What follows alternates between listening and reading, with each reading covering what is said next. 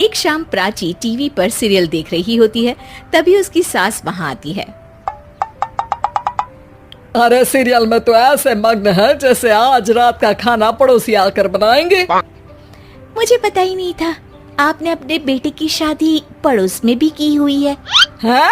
मतलब? मतलब इस घर में सारा काम बहू ही करती है, आप तो सिर्फ खर्राटे मारती हैं। अच्छा जी, फिलहाल तो तुम आराम फरमा रही हो, चलो जाओ, ये मेरे टीवी देखने का समय है। आहा, इसीलिए मुझे भगाया जा रहा है। सॉरी, अब तो बिल्कुल नहीं जाऊंगी। प्राची की इस बात पर दोनों सास बहू के बीच टीवी रिमोट के पीछे बच्चों जैसे छीना झपटी शुरू हो जाती है, जिसके बीच श्लोक भी काम से घर वापस आ जाता है। हाँ, आज मेरी चूहे बिल्ली की जोड़ी किस बात पर झगड़ रही है? अरे तेरे बीवी मुझे टीवी ही नहीं देखने दे रही। अरे तुम्हारी मम्मी मुझे खाना बनाने के लिए फोर्स कर रही है। अरे वाह, ऐसे बेतुके रीजन पर तो बच्चे भी झगड़ा नहीं करते। अरे मुझे कुछ मत बोल, सब इसने ही शुरू किया है। हाँ हाँ, जैसे आप तो बहुत दूध की धूली है ना। अरे बस, दोनों चुप। प्राची जाओ, खाने की तैयारी करो। और माँ तुम छोड़ो, तुम्हें क्या बोलूं, शांति से अपना सीरियल देखो, मुझे दोबारा लड़ने की आवाज सुनाई नहीं देनी चाहिए। ऐसा बोलकर श्लोक वहां से चला जाता है, जिसके पीछे पीछे प्राची भी कुछ न कुछ बड़बड़ाते हुए रसोई में चली जाती है। हाँ हाँ, सासू जी को तो कुछ बोलेंगे ही नहीं, बस मुझ पर ही हुक्म चलता है, खाना बनाओ, जैसे मैं इनके घर में खाना बनाने के लिए आई हूँ। इसी तरह शाम बीतती है और रात को श्लोक और प्राची की सास खाना खाकर सोने चले जाते हैं, लेकिन प्राची गुस्से में कुछ खाए बिना काम में ही लगी रहती है। इस घर में किसी को घंटा फिक्र नहीं पड़ता, मैं खाऊं या भूखी रहूं। प्राची कुछ देर के लिए रसोई से बाहर जाती है और जैसे ही वापस आती है तो वहां दूध का भरा ग्लास देखकर हैरान रह जाती है। फिक्र पूरी है, बस दिखाना नहीं है। प्राची दूध पीकर सोने चली जाती है और अगली सुबह एक बार फिर सास बहू का कार्टून नेटवर्क स्टार्ट हो जाता है। ये तुमने ही किया है। अरे अजीब जबरदस्ती है, मैं बोल रही हूँ मैंने कुछ नहीं किया। दोनों ने मिलकर पूरे घर को पागल खाना बनाया हुआ है। यहाँ कोई नॉर्मल इंसान तो रह ही नहीं सकता, इसीलिए अब पड़ोसी क्या रिश्तेदार भी घर आने से कतराते हैं। और सुन बेटे, तू भी चंगा, तेरी माँ भी चंगी, तेरी बीवी भी चंगी, रिश्तेदार। हाँ जी, आपको नहीं पता क्या, गंगाधर ही शक्तिमान है, रिश्तेदार ही। हाँ हाँ, बस समझ गया। कभी जानवरों जैसे लड़ेंगी तो कभी जुगलबंदी करेंगी। भाई मैं आप दोनों के बीच में नहीं फंसना चाहता। सास बहू की इस मनमौजी जोड़ी से परेशान होकर श्लोक अपना सिर खुजलाता वहां से चला जाता है। चलो अब मैं भी कीर्तन में जा रही हूँ।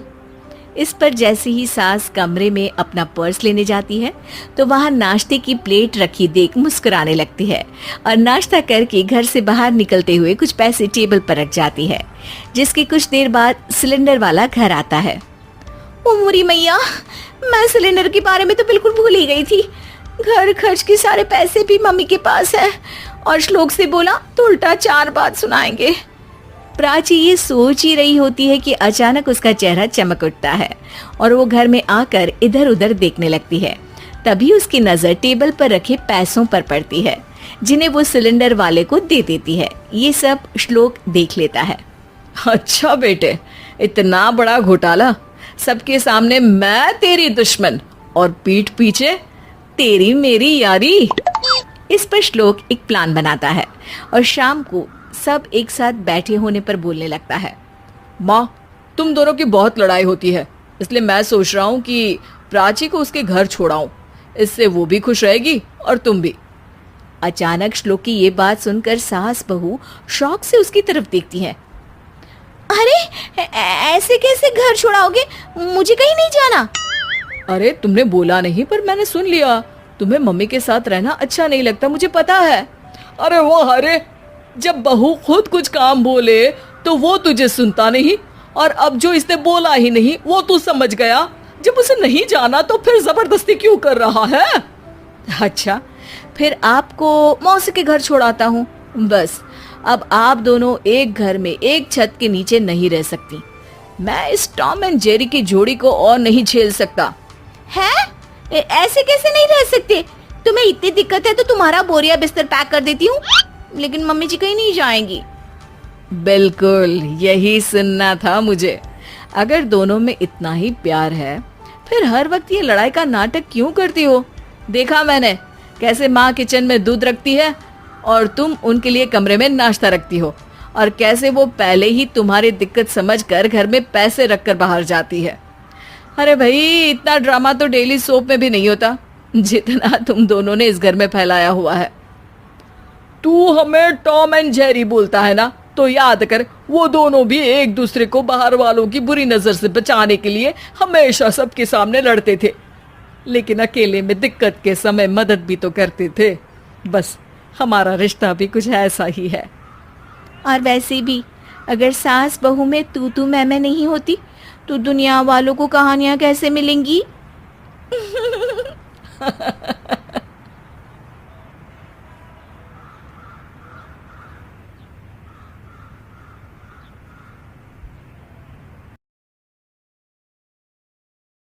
गरीब मायका। मोहिनी के 3 बेटे थे।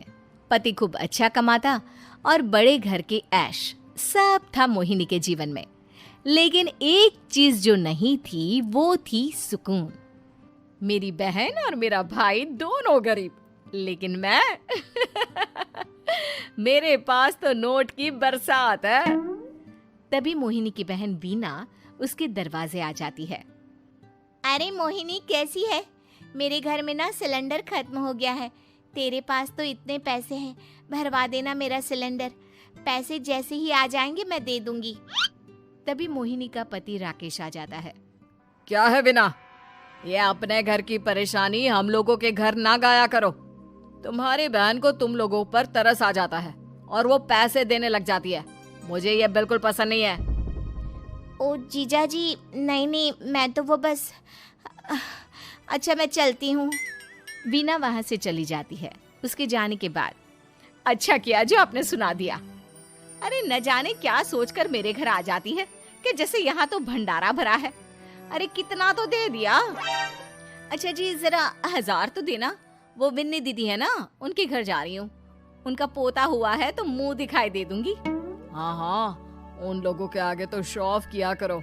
वो खुद को बड़ा अमीर शो करते हैं ना, दिखा दे कि तू भी किसी से कम नहीं है। हाँ जी, इसी के लिए तो जा रही हूँ।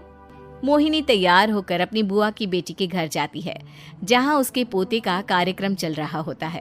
वहाँ वीना भी आई होती है। अरे वीना, क्या जरूरत थी यहाँ आने की?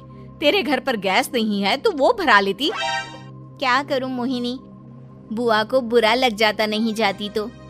वैसे मेरे पास एक जोड़ा बच्चे का कपड़ा रखा था, वही अपनी चांदी के पायल के साथ देने जा रही हूँ। घर पर गैस थी नहीं, सोचा परिवार यहीं खाना खा लेगा, बाकी सुबह का सुबह देखा जाएगा। मोहिनी को बहन पर दया आ जाती है। वो पर्स से 1000 रुपए निकाल कर दे देती है। ले विना, लेकिन पैसे वापस कर देना, तेरे जीजाजी हिसाब लेते हैं। मोहिनी भी क्या करती, गरीबी में बहन का सहारा ही उसके जीवन जीने का आधार था। फिर एक रोज, सुनिए, भाई के घर बेटी हुई है, मुझे माँ के पास जाना होगा। अरे उस घर में ना कूलर है ना एसी, कैसे रहोगी तुम? हाँ, वही सोच रही हूँ कि अकेली जाऊं, बच्चों को साथ ना ले जाऊं। चले जाओ, लेकिन ये जो तुम अपने गरीब परिवार से मिलने चली जाती हो ना, मुझे बिल्कुल अच्छा नहीं लगता। पता नहीं मैं भी कैसे मैनेज करती हूँ, लेकिन क्या करूँ। मोहिनी भाई भाभी के घर आती है। मोहिनी, कैसे आना हुआ? तू यहाँ हम लोगों के घर रह लेगी या फिर किसी होटल में रहेगी? क्या हो गया है माँ? मोहिनी को क्यों ऐसे बोल रहे हैं आप? अरे तू नहीं जानती अपनी ननद को, पैसे वाली है ना, तो ऐड कुछ ज्यादा ही है।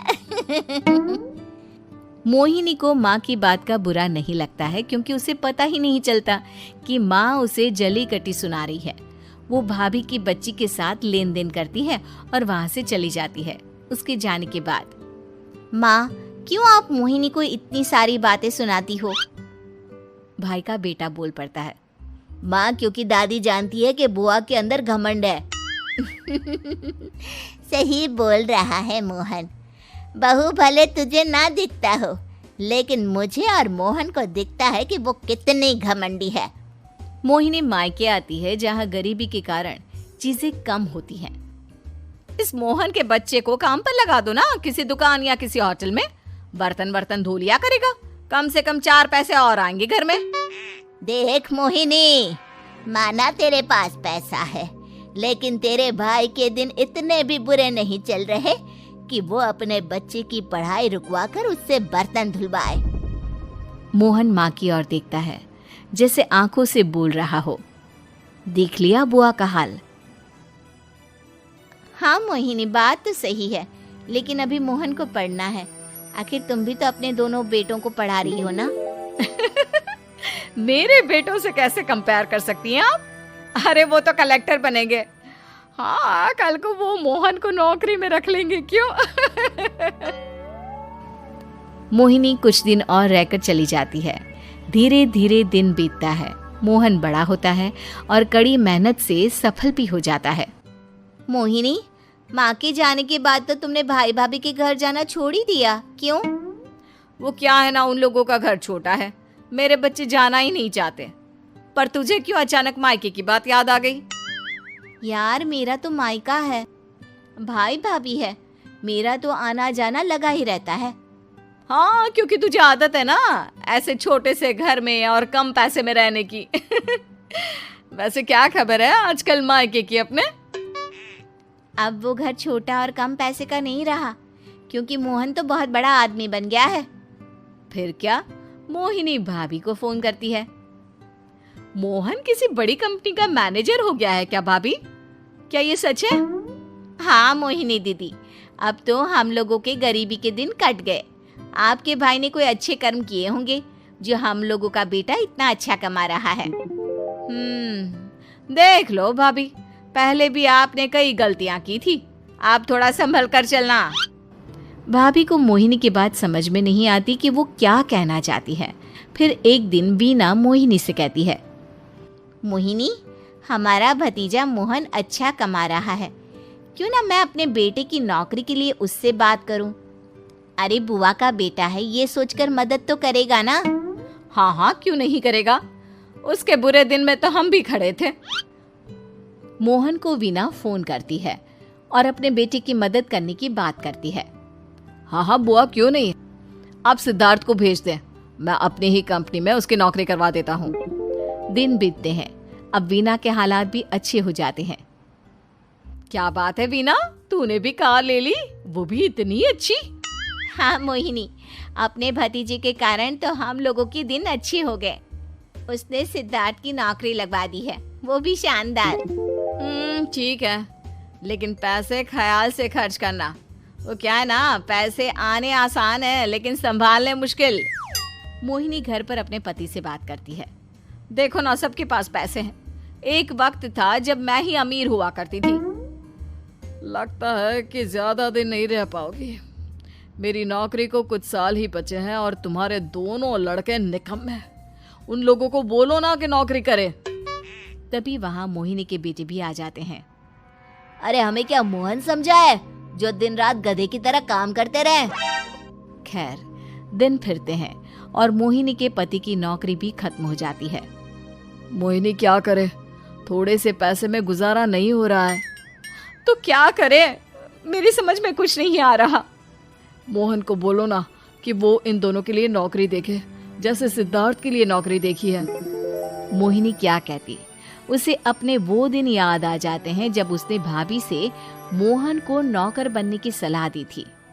क्या हो गया, क्या सोच रही हो मोहिनी?